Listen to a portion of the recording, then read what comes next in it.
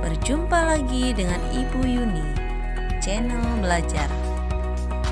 Sebelum menonton video ini, silakan subscribe dan like, serta jangan lupa tekan tombol loncengnya. Terima kasih.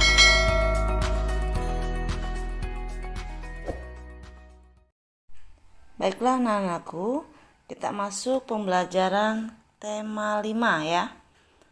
Pengalamanku. Subtema ketiga, pengalamanku di tempat bermain. Anak-anak, hari ini ya kita masuk ke dalam hari Selasa 2 Februari 2021. Pembelajaran 4, 5, dan 6. Baiklah anak-anak, ayo mengamati gambar ya. Kita lihat gambarnya. Kita lihat di situ ada gambar sebuah pohon yang berbunga ya. Dimana dalam gambar tersebut ada binatangnya tuh, apa tuh binatangnya? Ya, binatang kupu-kupu ya, yang hinggap di bunga. Baiklah anak-anak, ada sebuah lagu ya, judulnya Kupu-Kupu, karya dari Ibu Sud. Sini ada lagunya, kita lihat ya. Nanti kita akan nyanyikan bersama.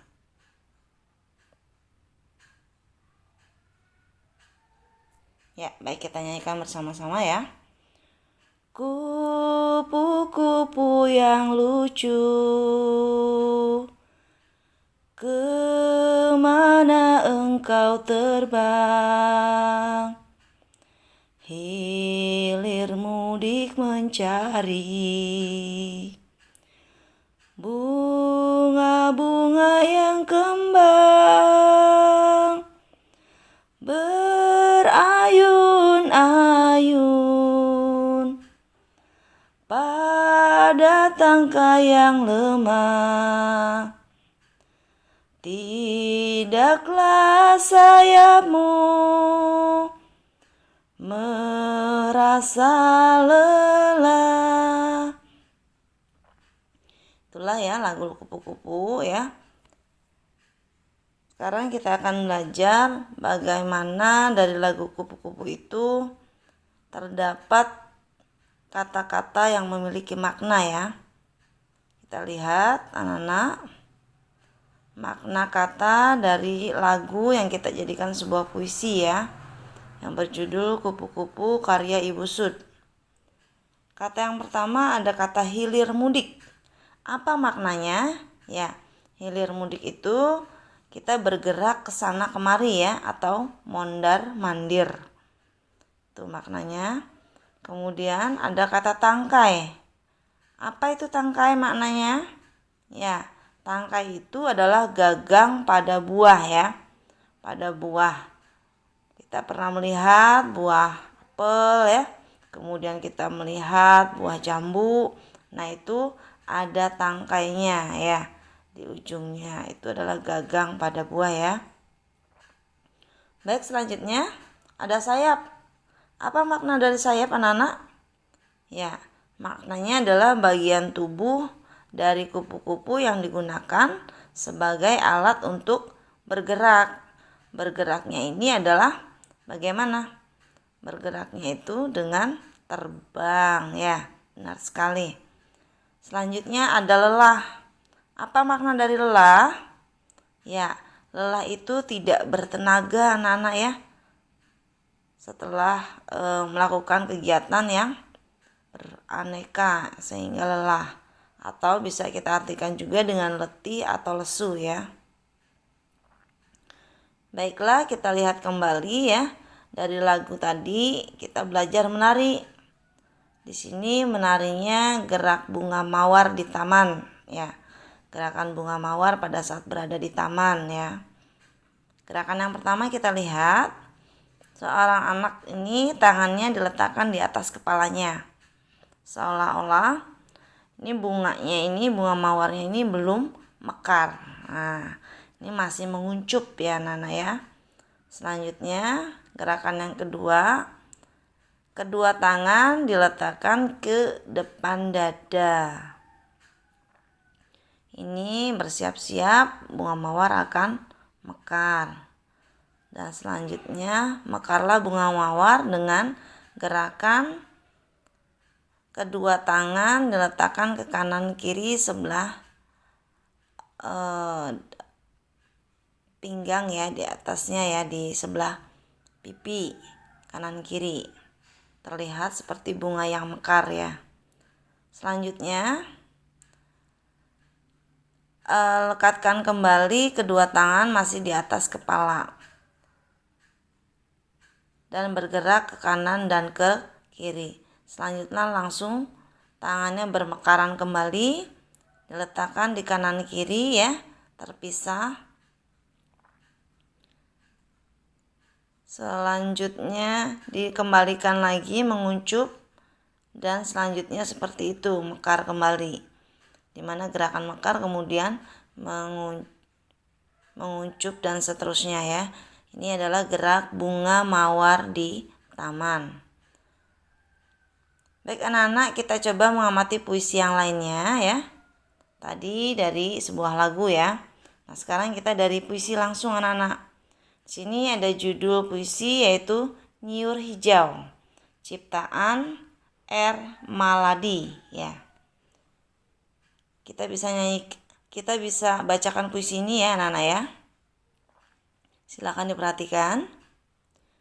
Nyiur hijau di tepi pantai, siar siur, daunnya melambai, padi mengembang kuning merayu, burung-burung bernyanyi gembira, tanah airku tumpah darahku,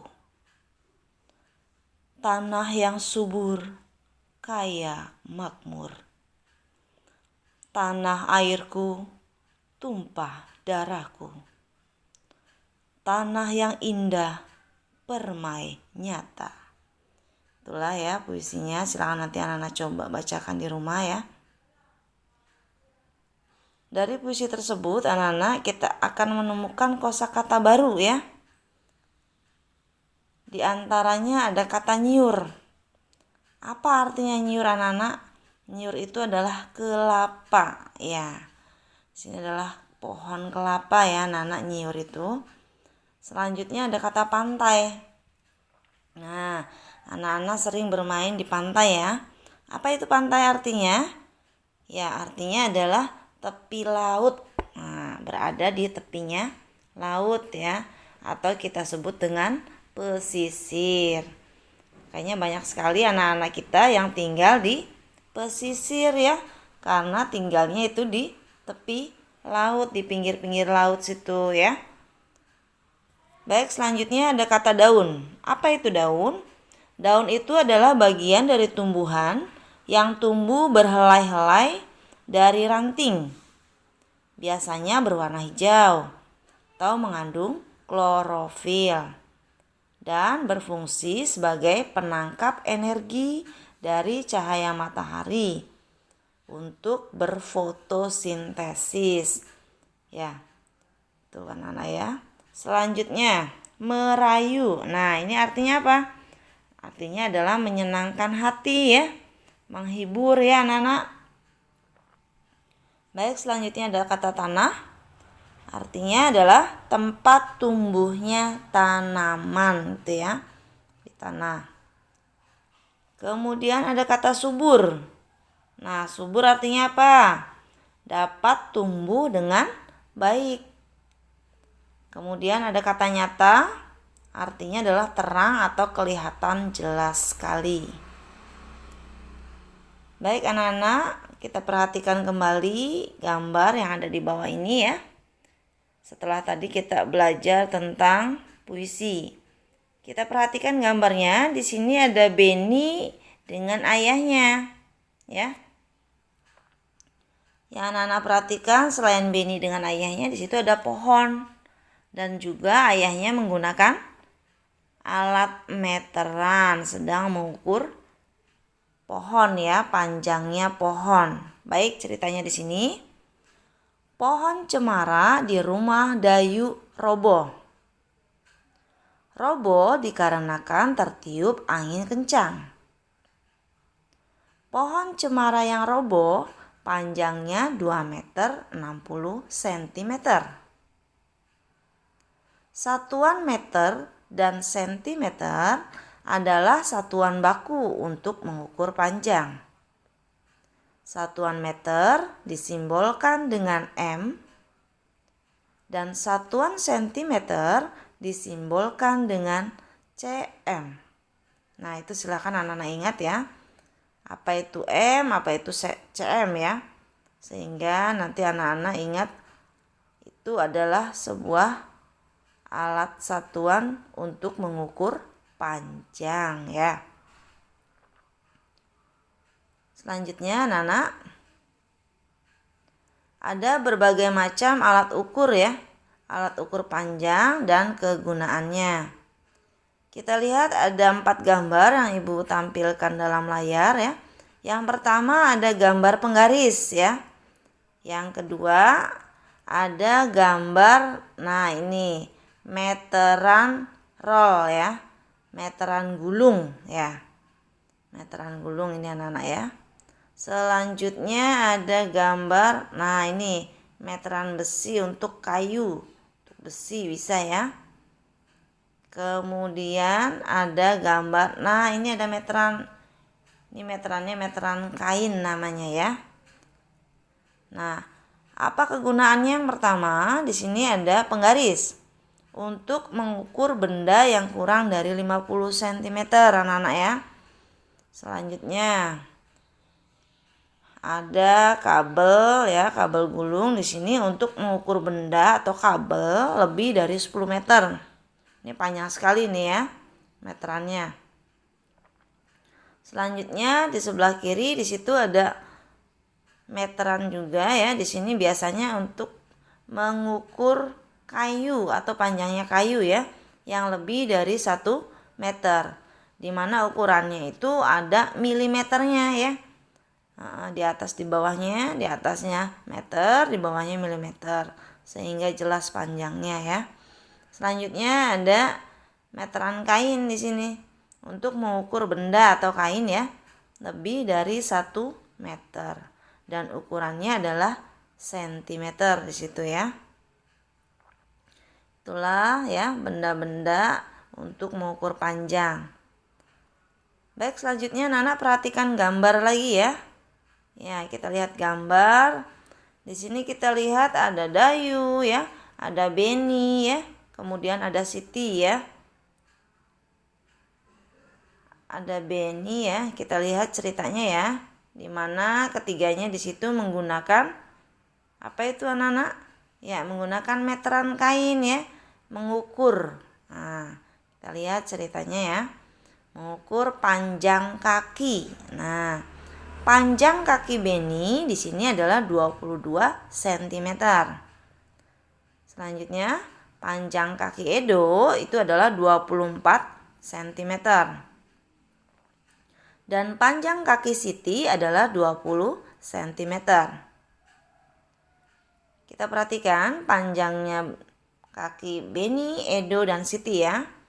Sini pernyataannya ada kaki Edo lebih panjang dari kaki Beni. Kita perhatikan kata lebih panjang. Ibu beri warna merah ya. Nah, kita lihat benarkah kaki Edo itu lebih panjang dari kaki Beni? Kita lihat di atas. Di situ kaki Edo adalah 24 cm. Kaki Beni adalah 22 cm. Benar ya? Jadi kaki Edo 24 cm lebih panjang dari kaki Beni 22 cm. Selanjutnya, kaki Beni lebih panjang dari kaki Siti. Di sini kita lihat kaki Beninya adalah 22 cm dan kaki Sitinya 20 cm. Nah, ternyata benar ya. Sini lebih panjang.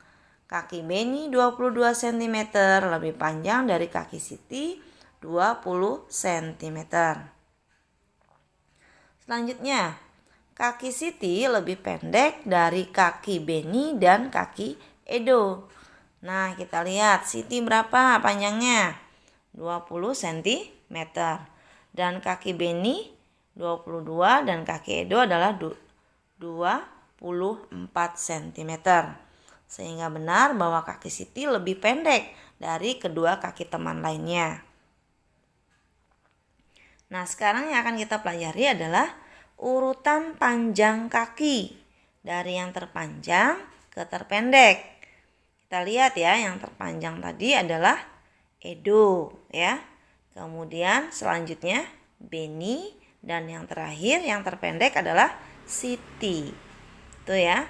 Kita belajar mengurutkan benda ya dengan ukuran panjang ke terpendek. Baiklah anak-anak, kita lanjutkan kembali. Perhatikan kembali gambar berikut ya anak-anak. Anak-anak perhatikan di sini ada gambar apa? Ya, benar ya. Gambar burung Garuda ya. Lambang burung Garuda ini kita perhatikan yang ada di samping nih yang akan kita bahas ya. Di situ ada gambar padi dan kapas. Iya. Gambar padi dan kapas dengan background warna putih di belakangnya ya. Baik, anak-anak dari gambar tersebut ya, itu termasuk dalam sila ya. Sila dalam Pancasila. Adapun bunyi sila kelima Pancasila adalah keadilan sosial bagi seluruh rakyat Indonesia. Selanjutnya, sila ini merupakan pedoman untuk menciptakan keseimbangan dalam kehidupan bermasyarakat. Baik anak-anak perhatikan dalam sila kelima ini ya, dilambangkan dengan padi dan kapas. Apa artinya anak-anak padi dan kapas? Baik, padi itu melambangkan pangan. Nah, kenapa dikatakan melambangkan pangan? Anak-anak tahu padi ya? Padi itu nanti akan menghasilkan beras setelah diolah ya. Nah, itu sebagai sumber kehidupan. Karena ya rakyat Indonesia sudah terbiasa menggunakan beras sebagai bahan pokoknya. Sehingga kalau tidak makan dengan beras, sepertinya hari ini kita tidak makan gitu ya. Baik, selanjutnya arti dari kapas. Kapas ini melambangkan sandang. Kenapa dikatakan melambangkan sandang anak-anak?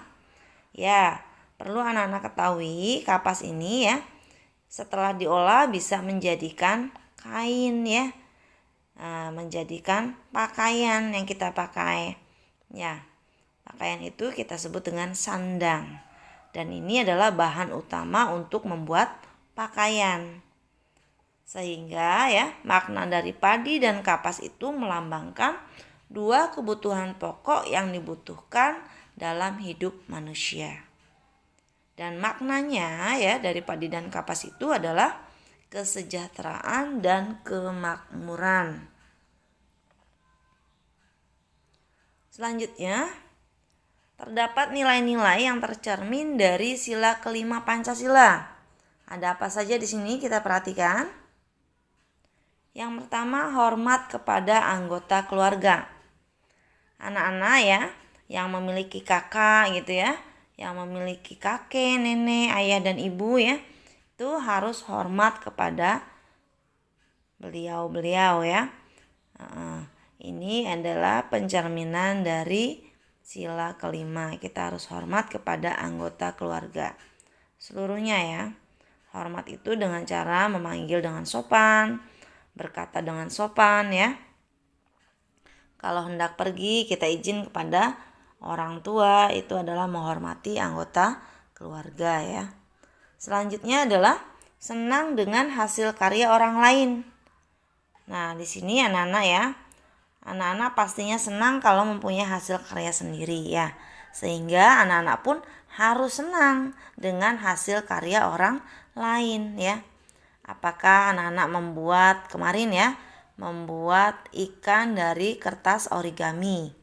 Nah, itu kita harus senang dengan hasil karya yang lain ya. Sehingga kita pun akan senang melihatnya. Seperti itu. Kalau kita tidak senang melihat hasil karya orang lain, maka kita tidak tidak mencerminkan nilai-nilai dari sila ke-5 Pancasila. Selanjutnya adalah baik kepada semua teman sekelas. Nah, anak-anak nanti pada saat anak-anak masuk ke sekolah, anak-anak harus baik kepada semua teman ya. Kalau ada temannya yang mengajak ngobrol, ya kita ajak ngobrol. Ada yang temannya mengajak main, kita main. Tapi tetap dalam hal-hal yang positif ya. Seperti itu. Selanjutnya adalah ingin selalu maju bersama teman dan adil kepada semua teman. Nah, anak-anak di sini ingin selalu maju ya bersama. Jadi dengan teman kita boleh bersaing ya. Bersaing dalam hal yang positif untuk berprestasi. Sama-sama maju ya untuk berprestasi. Nah, di sini adil kepada semua teman. Kepada semua teman adil misalkan ya. Anak-anak temannya yang sebelah kanannya pinjam penghapus. Diizinkan. Nah, teman sebelah kirinya ingin meminjam pengkeruk. Nah, itu pun harus diizinkan ya. Jangan teman yang kanan diizinkan, yang sebelah kirinya tidak diizinkan. Itu namanya tidak adil kepada teman ya. Selanjutnya, saling menolong kepada semua orang ya. Kita harus menolong kepada semua orang anak-anak ya. Jangan memilih-milih. Misalkan karena si ini pernah menolong, jadi kita menolong. Sementara teman yang satunya tidak pernah menolong, jadi kita tidak menolong saat temannya kesulitan. Tidak seperti itu ya. Kita harus menolong kepada semua orang. Selanjutnya suka bekerja keras. Ya, di sini suka bekerja keras ya. Nah, sekarang anak-anak adalah sebagai pelajar. Bekerja kerasnya anak-anak adalah dengan belajar ya. Beda dengan orang tua ya. Bekerja kerasnya untuk menghasilkan nafkah buat kehidupan ya. Jadi anak-anak harus rajin belajar. Walaupun saat ini anak-anak belajar dari rumah ya. Dengan pembelajaran jarak jauh ya. Baik, selanjutnya tidak menggunakan hak milik untuk hal-hal yang bersifat pemborosan. Salah satu contohnya, jika di rumah anak-anak tidak menonton televisi, anak-anaknya sudah tidur, maka televisinya silahkan dimatikan. Apabila lampunya sudah tidak digunakan nih, sudah siang hari ya, kita tidak gunakan, silahkan dimatikan. Itu ya, jadi tidak menggunakan hal-hal yang bersifat pemborosan. Anak-anak sudah tidak belajar nih ya, bukunya silahkan dirapihkan ya, dan seterusnya. Suka melakukan kegiatan dalam rangka mewujudkan keadilan. Nah, di sini contohnya adalah anak-anak pada saat di sekolah nanti ya melakukan kegiatan kerja bakti. Nah, anak-anak harus mengikuti kegiatan tersebut dengan cara oleh ibu gurunya atau bapak gurunya dibagi tugas. Nah, setelah dibagi tugas silahkan lakukan sesuai dengan tugasnya. Sehingga semua anak-anak adil ya melakukan kegiatan kerja bakti. Nah ini, jadi anak-anak harus suka ya dengan kegiatan dalam rangka mewujudkan keadilan.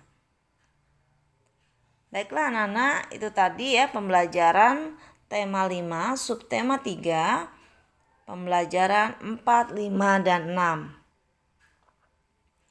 Tugas hari ini yaitu yang pertama, mempraktekkan gerak tari dan pola lantai dengan musik, lagu, kupu-kupu ya.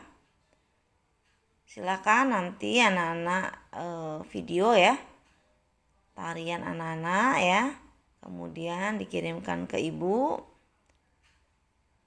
via WA Japri ya anak-anak ya.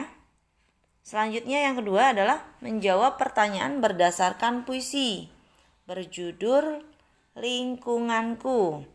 Bisa anak-anak lihat dalam buku LKS halaman 57 nomor 1, 2, 3, 4, dan 5.